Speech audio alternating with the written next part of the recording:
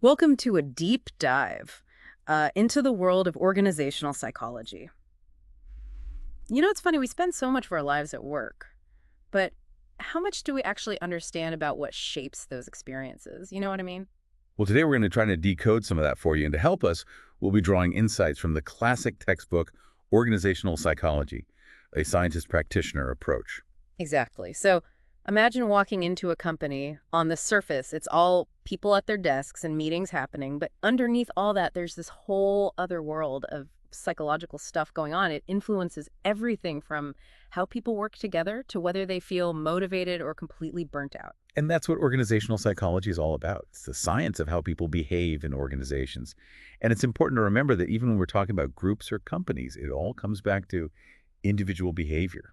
Yeah, it's like zooming in on the people, the human element under a microscope, but you might be thinking, is this just a bunch of theory? Well, that's what makes this field so interesting.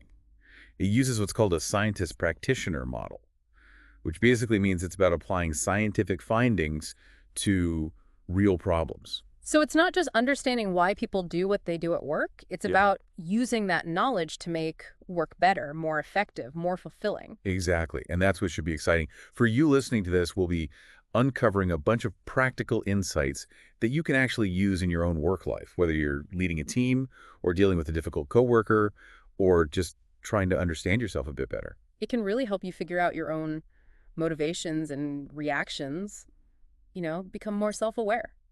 To get a good feel for how much progress has been made, let's go back in time for a second. Okay, buckle up. Imagine the early 1900s, the dawn of the Industrial Revolution. Ah, the Industrial Revolution. So this is where the idea of scientific management came from, right? That's right. Where everything was about being as efficient as possible. Efficiency was king, and pioneers like Frederick Taylor were all about optimizing every single task. I've heard stories about them timing workers down to the second. Oh, it's true they did time studies. Can you imagine if someone was standing over you with a stopwatch while you were checking your email? Talk about pressure. I would lose it. Thankfully, things have evolved quite a bit since then. Later on, people like Max Weber started to emphasize real-world observation and data collection. So they were less about theory and more about looking at what was actually happening. That's a good way to put it. And this shift towards studying organizations scientifically was a really important step. Then we have the human relations movement, right? This really changed things up. It was a game changer. Those famous Hawthorne studies, they really shook things up. They showed that how people feel and, the social stuff at work had a huge impact on how much they actually got done. It was a really surprising finding at the time. They found that even more than physical working conditions, simply paying attention to workers and making them feel like part of a team led to much better performance. So it's not just about treating everyone like robots. That's right. Treating people like human beings makes a difference. Which kind of leads to a question I think a lot of us have, which is like, what does it mean to be a good employee? Is it just about getting your work done, or is there more to it? That's a fundamental question in organizational psychology.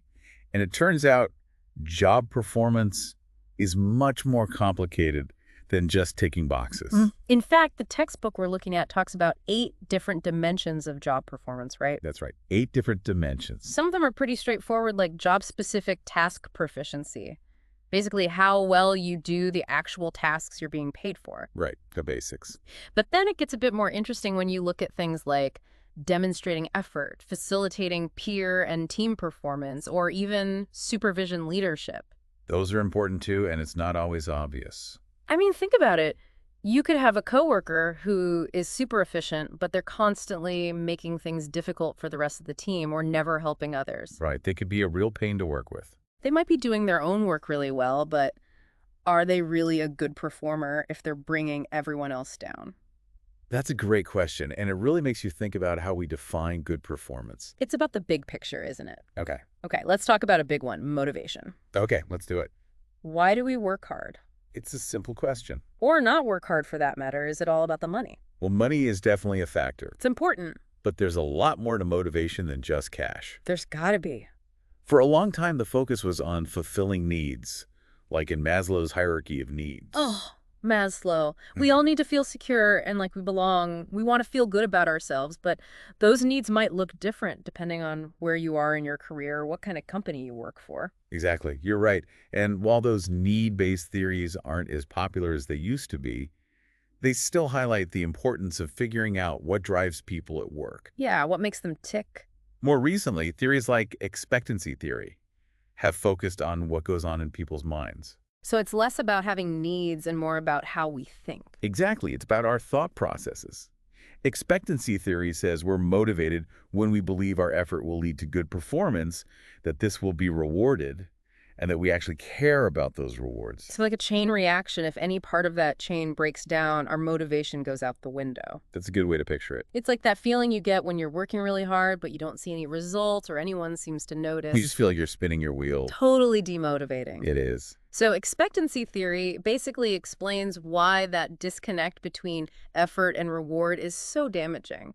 That's one of the big takeaways. It highlights how important it is to set clear goals, to have transparent reward systems, and to make sure those rewards are actually something employees value. So money is part of the equation, but it's not the whole story. Exactly. Which brings us to those intangible rewards. Think about a time when your boss gave you some genuine praise, or you were given more control over your own work. It feels good, doesn't it? It does.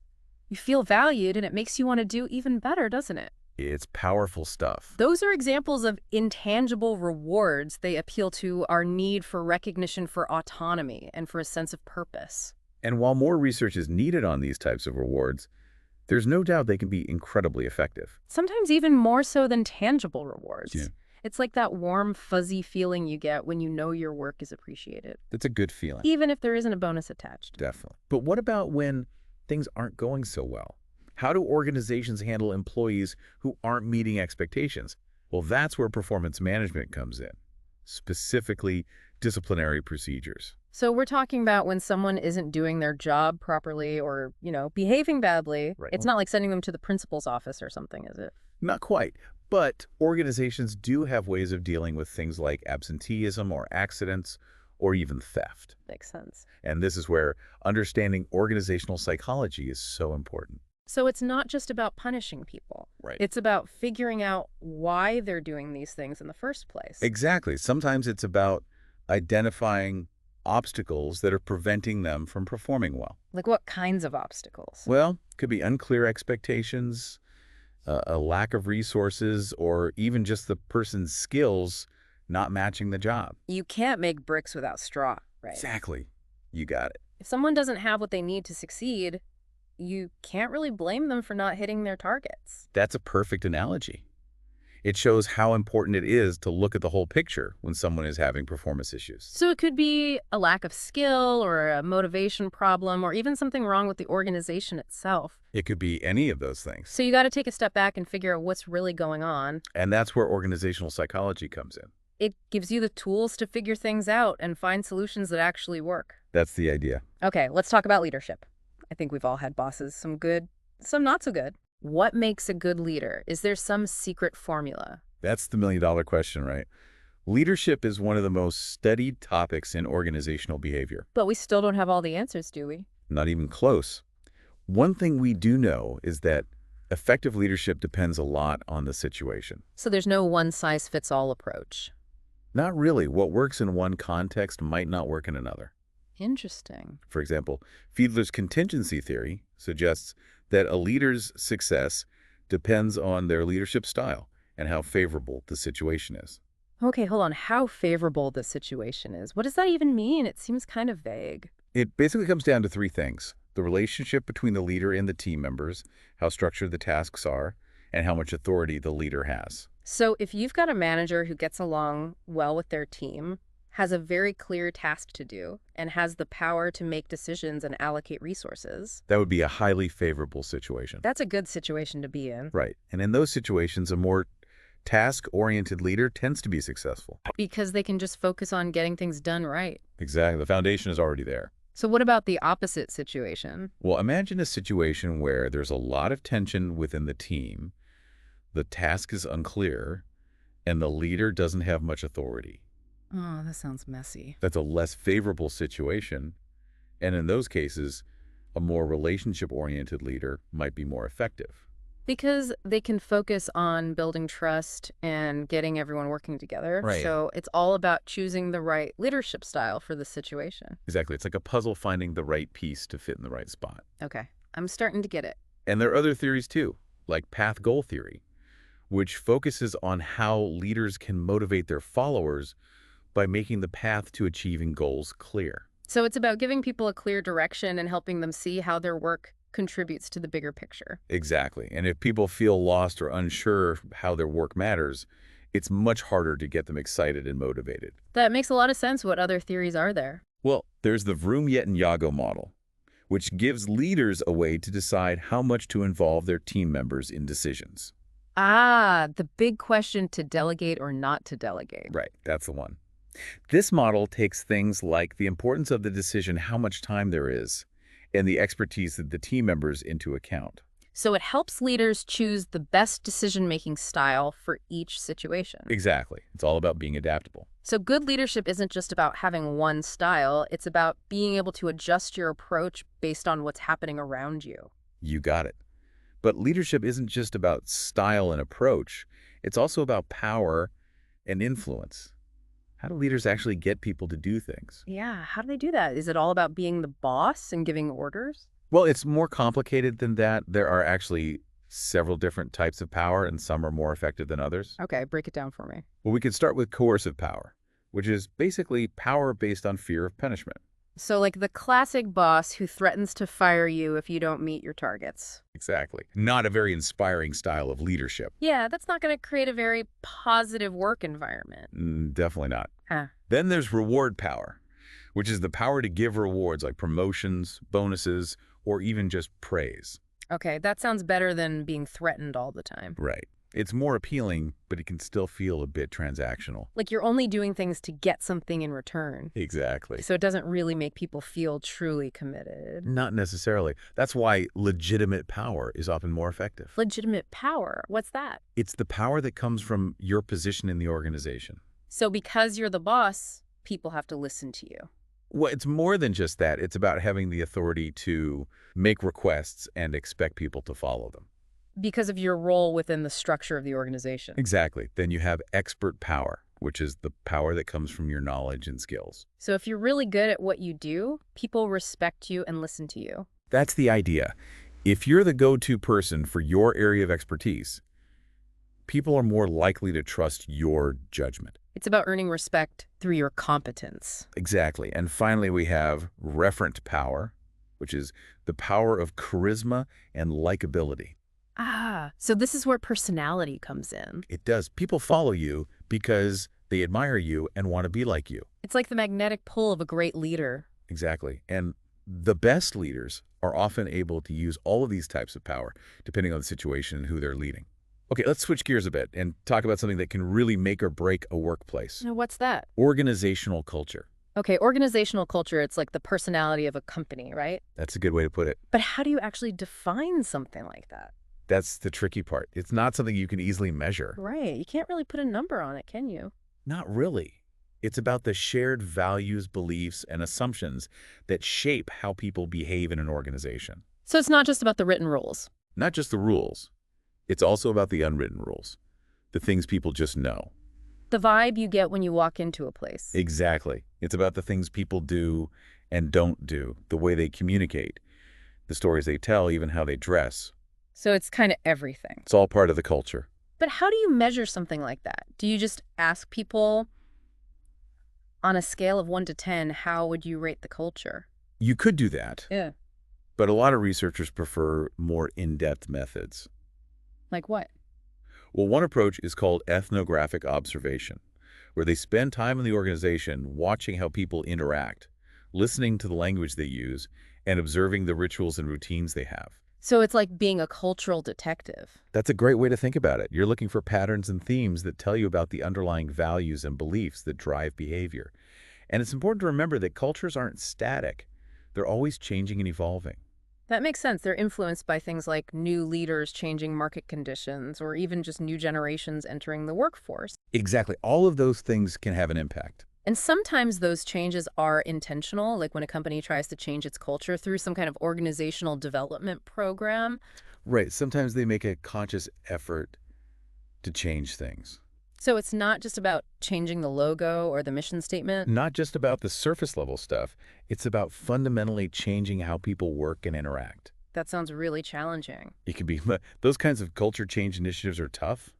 They require careful planning, clear communication, and everyone in the organization needs to be on board. Everyone from the CEO to the newest employee. Everyone.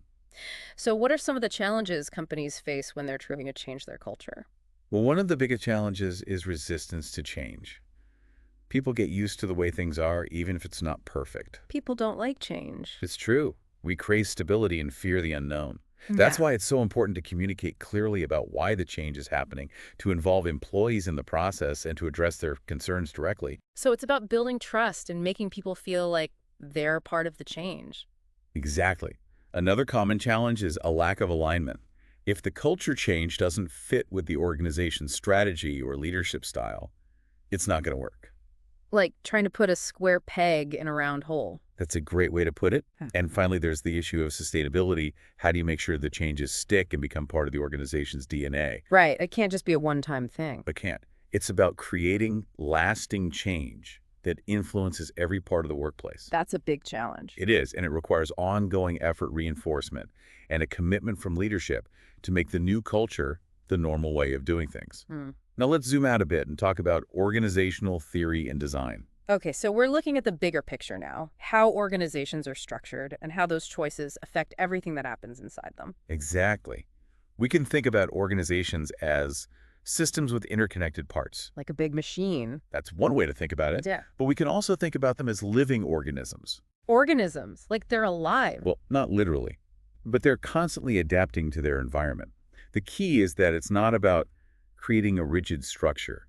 It's about designing a flexible system that can evolve. And that design needs to take things like the organization's goals, the type of work they do, and how big and complex the operation is into account. You gotta, let's talk about some of those classic organizational structures. Yeah. There's the traditional hierarchical structure with its clear lines of authority and top-down decision-making. The classic pyramid. It's efficient, but it can feel very bureaucratic and slow. It can, and that's why lots of organizations are moving towards flatter structures. Yeah. Where decisions are made at lower levels and teams have more power. It's all about being more agile and adaptable to change. Exactly. And then there are matrix structures, which bring people from different departments together to work on specific projects. That sounds great for collaboration and innovation, but it could also be confusing if it's not managed well. It can be a recipe for disaster if it's not done right.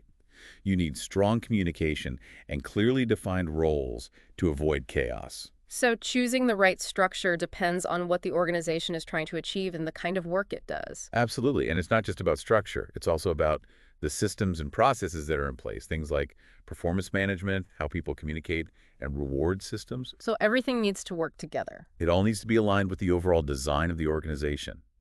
Speaking of goals, how do organizations actually measure how effective they are? What does success look like? That's a good question. It's not just about making money, is it? Not necessarily. While financial performance is important, it's not the only measure of success. So what else matters? Well, there are things like customer satisfaction, employee engagement, innovation, and even social responsibility. It's about creating value for everyone, not just the shareholders. Exactly. It's a more holistic view of success. I like that it's not just about the bottom line. Right. And the specific measures will depend on the organization's mission and values. But the main thing is understanding how everything fits together, the structure, the systems, the culture, the leadership, to create an organization that's both effective and fulfilling for the people who work there. It really is amazing how all of these things come together to create the overall experience of working somewhere. And speaking of experience, let's talk about something that's becoming more and more important for a lot of people, work-life balance. Definitely. It's not just a buzzword. It's something we all struggle with. It really is. It's a constant juggle. And this is an area where organizational psychology can really help Carr. We can think about work-life conflict as a stressor, just like the demands and pressures we talked about earlier. So it's not just about feeling overwhelmed or having too much on your plate. Not just that, it's about the actual impact that this conflict can have on our well-being. It can really take a toll on you. It can. When the demands of work and personal life clash, it can lead to burnout anxiety, even physical health problems. That's serious. And it's not just an individual problem. It affects organizations as a whole. So companies are realizing that it's in their best interest to help their employees find that balance. Exactly. Companies want to attract and keep the best people, And more people are looking for jobs that offer a good work-life balance. It's becoming a deal breaker for a lot of people. It is those family-friendly policies you see these days, flexible schedules, on-site childcare, generous parental leave. Those are becoming more common. They are. They're not just perks, they're investments. It's about creating a work environment where people feel supported and can do their best work. That's the idea, but it's not just about having the policies in place. It's about creating a culture that genuinely values work-life balance. Right. If people feel pressured to work late every night or answer emails on vacation, even the best policies won't make a difference. Exactly. It's about action speaking louder than words. It's about walking the walk. So it's about leaders setting a good example and creating a culture where people feel comfortable setting boundaries and taking care of themselves. Exactly. And this is where those intangible rewards we talked about earlier come back into play. Feeling valued, respected, and trusted by your employer can be a huge motivator to stay with the company. Sometimes even more than a bigger salary somewhere else. It can be. It's about feeling like your whole self is valued, not just how much work you can produce. Right. It's about being seen as a person. Exactly. As we wrap up this deep dive, I want to emphasize one key takeaway. Organizational psychology isn't just about studying organizations. It's about understanding people. It's about the human element at the heart of it all. And that's what makes it so fascinating and so relevant to everyone, whether you're a leader navigating your own career or just trying to understand the dynamics around you. These insights can be really helpful. It's like having a secret decoder ring, you know? That's a good way to put it. It helps you understand why people do the things they do, and ultimately it can help you create a better work experience for yourself and for others. That's what we hope you take away from this. And remember, this deep dive is just the beginning. The world of work is constantly changing, and so is the field of organizational psychology. There's always more to learn, more to explore, and more to apply in your own life. That's so true. So we'll leave you with one final challenge. Share what you've learned with someone else. Talk about something that surprised you, a concept that made you think, or even a new perspective on your own work life. By sharing this knowledge, we not only deepen our own understanding, but we also start conversations that can lead to positive change in our workplaces and in the world. Thanks for joining us on this deep dive into organizational psychology. We'll be back soon with another fascinating topic, so stay tuned and keep those brains working.